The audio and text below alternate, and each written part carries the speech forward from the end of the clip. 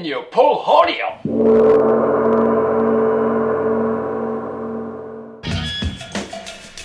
Fucking right, you can use it in your portfolio. It's your work. After all, how are people going to see what you're doing? You need to share your experience. Porto meaning carry and folio meaning paper. That's all it means. Body of work that's going to represent me the best in this genre. That's what a portfolio is. The portfolio is just like never ending. It just keeps going. That's what it's supposed to do. It's not supposed to be stagnant. It's extremely, extremely important. My portfolio is very important. It's my calling card. It's my press. It's my representative. My portfolio is a track record. My portfolio is people. Your portfolio are relationships. Your portfolio is your work. Your portfolio is your reputation. I do my best to make sure that my contract states that I can always use everything I do in my portfolio, in both printed and online publications. Because sometimes companies work on the assumption that they have exclusive rights to what you create, and that's not always the case. And unless those conditions are outlined in your contract, those creations still belong to you. Because copyright laws, they default in favor of the original creator. But I will tell you this, just because you can put it in your portfolio doesn't mean you want to. There are plenty of times that I don't put work in my portfolio. Even if it's an awesome piece, if it's just not gonna fit in the arena that I want to get their attention in, then I just don't put it in because I feel that will be too distracting.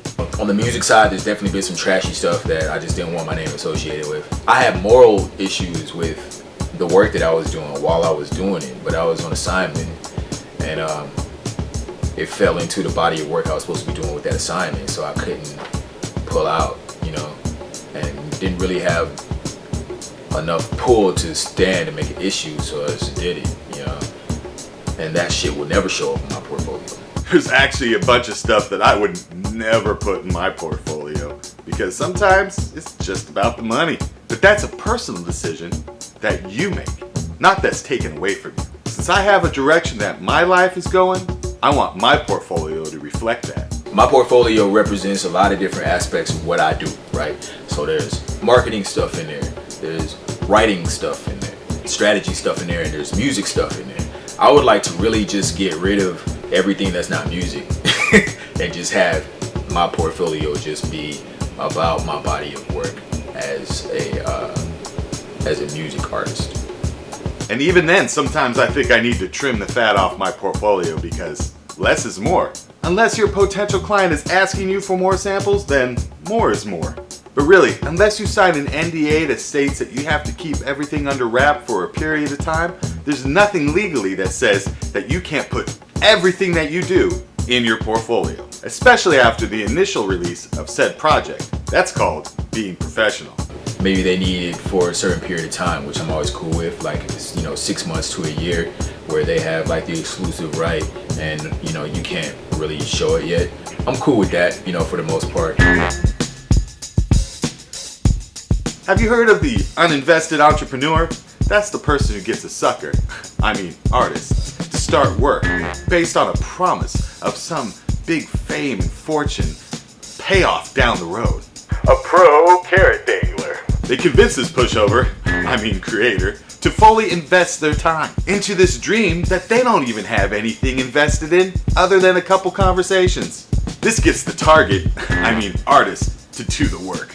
The chump, the dude doing all the work, invests weeks, even months of their lives into something to come back to Mr. Big Time for him to already forgotten what they have talked about and has moved on to something else. This attitude also comes from people who pay, but only pay a fraction of the amount of real professional rates. They cry poverty or a small budget or the last artist they work with screwed them somehow. They might even seem like a legit connection. They could even be a fellow professional artist. So you give them a deal based off some sympathy or some sense of obligation, or you might even think that based off your conversation that there's something bigger down the road.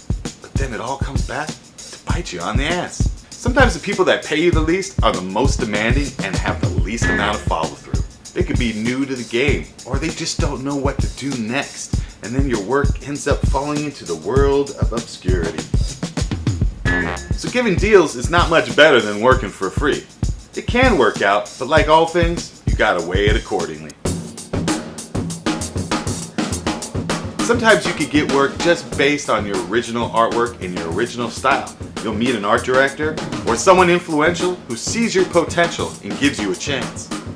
Whatever's on that paper should be whatever you're trying to express in order to get these people to allow you into their institution or into their corporate wares, you know.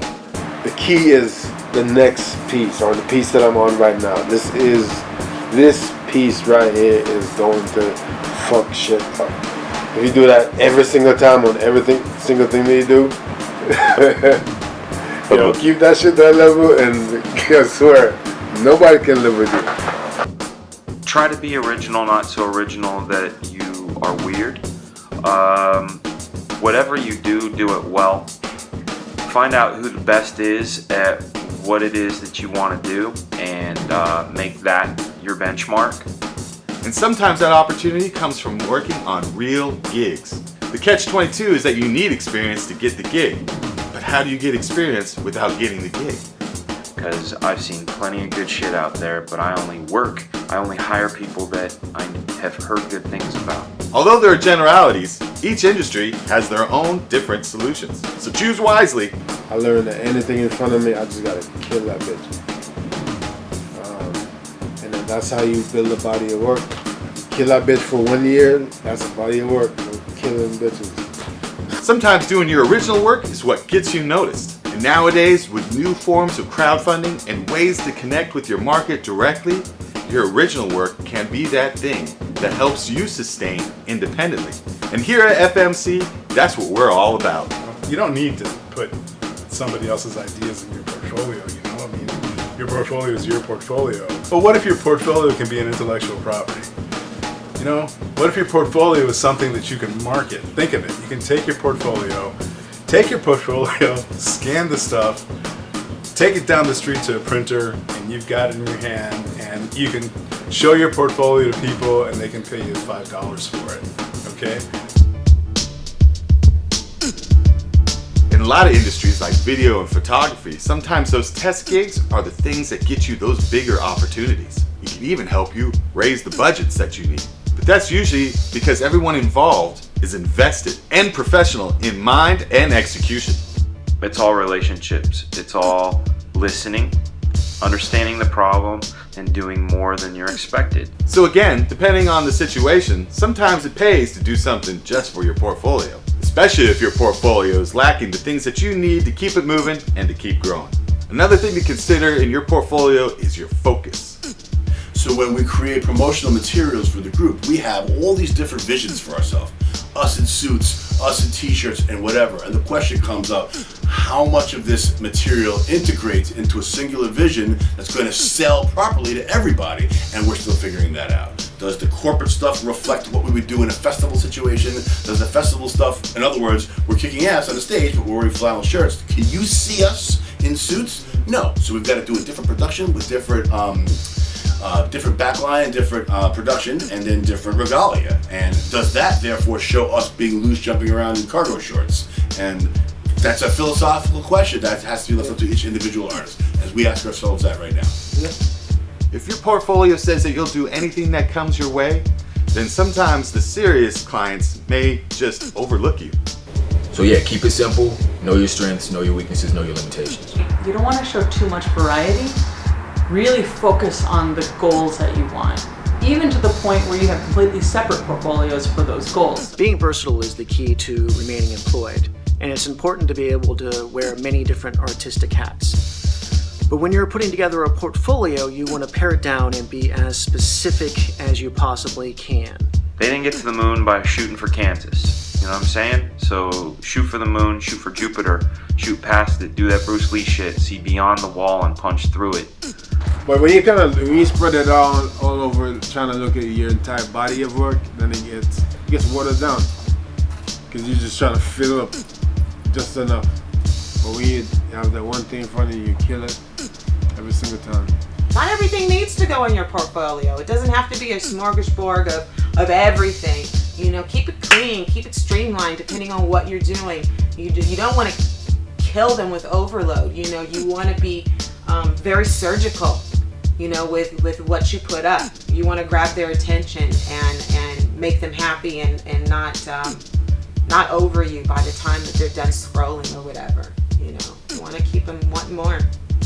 For the most success, at least if you have other people trying to sell your work, and you're not just representing it yourself, being able to give a portfolio that's, as Bob had mentioned, you know, diverse enough and specific enough in each marketplace, know where you're going to be most effective and how to give that material, how to present that, how to put it together, what it looks like, what it sounds like.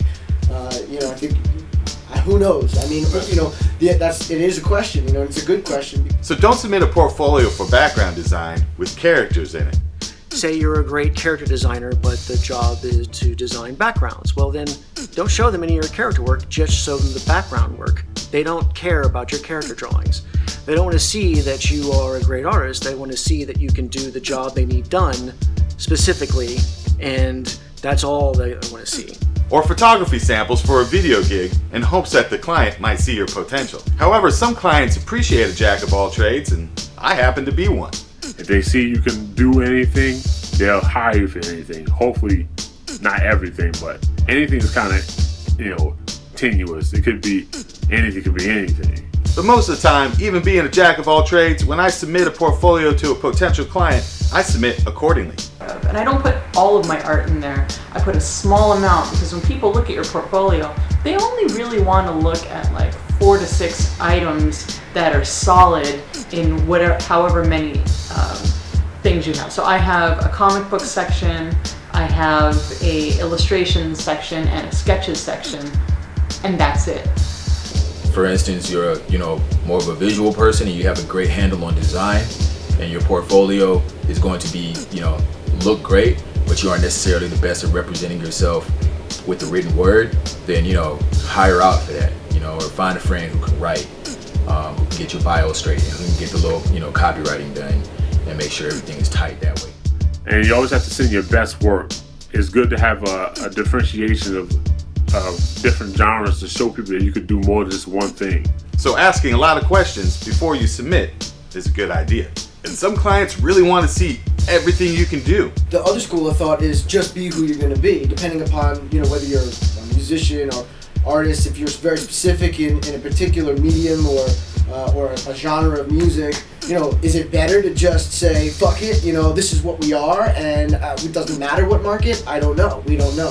I've always enjoyed working in non-traditional dynamics where I could do a little bit of everything. And today, more positions are being filled with versatile and fluid artists, shapeshifters and outside-of-the-box thinkers, like me. And part of that comes to how you can see yourself as an artist. If your ability to diversify is strong, then the options for you diversifying and potentially diluting yourself to try and fit is stronger too. However, more demands are put on those roles, and you got to be careful that they're not asking for too much and paying too little. Don't ever be afraid of being difficult if difficult means saying no to insane expectations, because that's how they know if you're a pro or not. But you want to make sure you're able to actually agree with what you're about to draw into, especially if you're an artist. But if you can roll with the punches, you're going to find more opportunities and more possibilities as a result. You've got a clear vision of who you are, great. But if you could do 3 different things and they're similar, are they going to speak directly to what the interests are of the person you're shopping to? And understanding who you're talking to and what it is you're facilitating for them will show you as a professional, and they'll appreciate that. Essentially, clients are just looking for samples of stuff that they're looking for. So keep those questions coming. They want to know you can be able to handle anything that they throw at you. It can be a little frustrating because every client ends up wanting something a little bit different.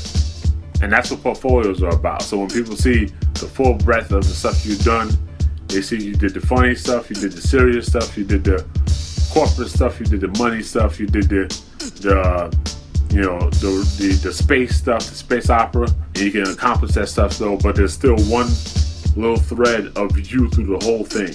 But if you invest in due diligence and learn a little bit more about these people you want to impress, you can customize your portfolio to fit your goals. If you need help dialing in your portfolio, I would start reaching out to people that you admire and that you look up to and that are already have their portfolio in check. Reverse engineer that shit. Because what you start to do is you start to get inside the heads of the people that are paying the money.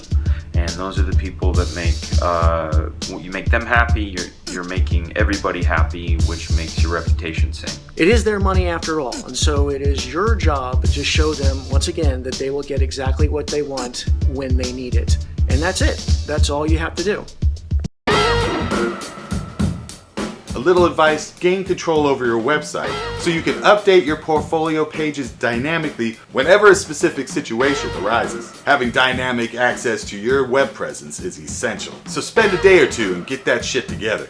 I enjoyed working on it, but it is a constant, like it's like a baby, you know what I mean, that I'm thinking of, oh, I've got to change it. It's time to change it. As I progress, I feel like my website absolutely and my portfolio absolutely has to reflect that. You know, otherwise people are just gonna get bored. So always do things for your portfolio so you can move your life in the direction you choose. So, but in the end of it all, you just have to say to yourself, what can I add that's not out there? Because that will be the thing that excites you and continues to get you paid.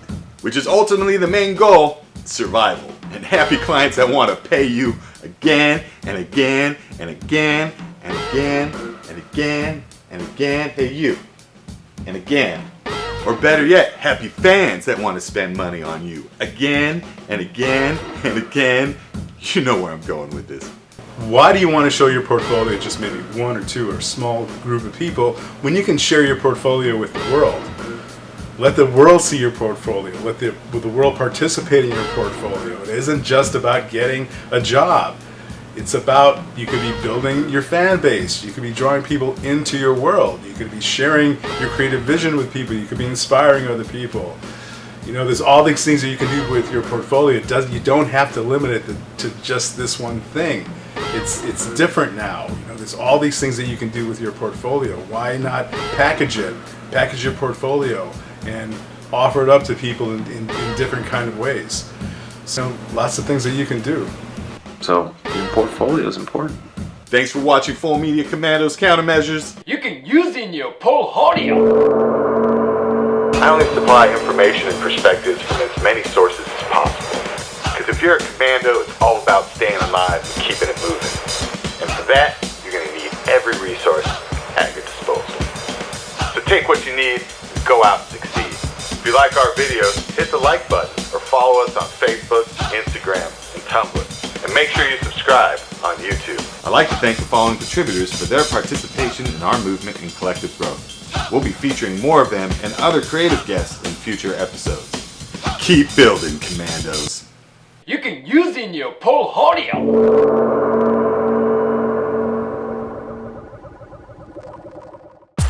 Back. So was my beard. Alright, now I'm sweating balls. It's fucking hot in here. Put on the AC. Remember, there's always more than one way to draw a line. Art, lifestyle, business. Full Media Commandos.